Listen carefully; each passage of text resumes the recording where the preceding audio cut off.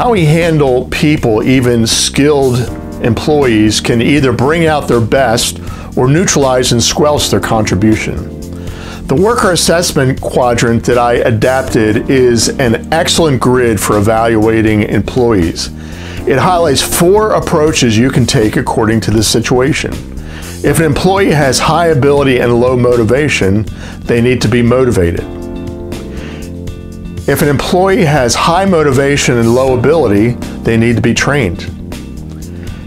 If they have low ability and low motivation, that calls either for dismissal or transfer to another job that fits them.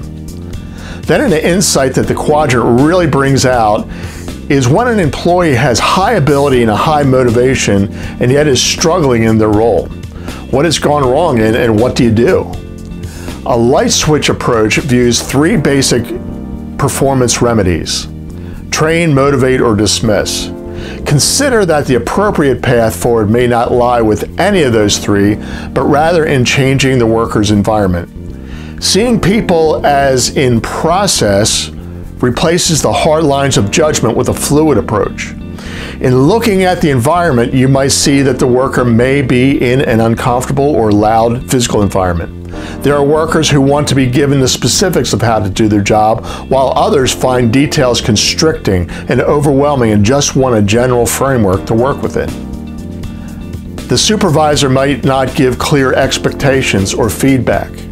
In speaking about his environment, one worker told me that the attitude of those over him seemed to be, "You won't tell me how to do it right, but we'll tell you when you're doing it wrong."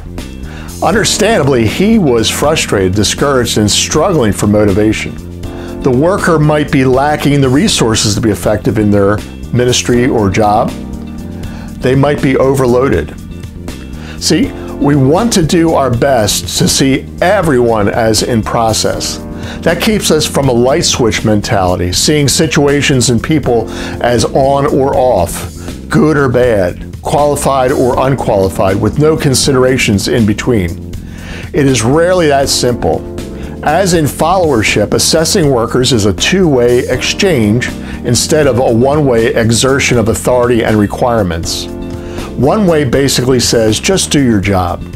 A 2-way exchange is based on listening and feedback. The worker knows his part and provides feedback as to what inhibits him from doing his or her part. The supervisor also provides ongoing feedback in the form of pats on the back as well as guidance for growth. I say ongoing because only providing feedback at the annual review is not sufficient. Feedback and development must be ongoing.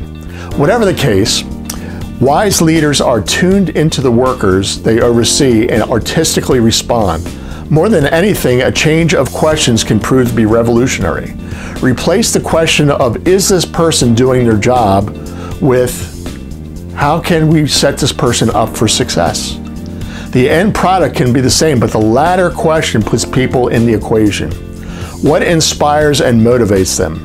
How do we continue to train and develop them? Do we have an environment where they have the resources, support, and communication that they need?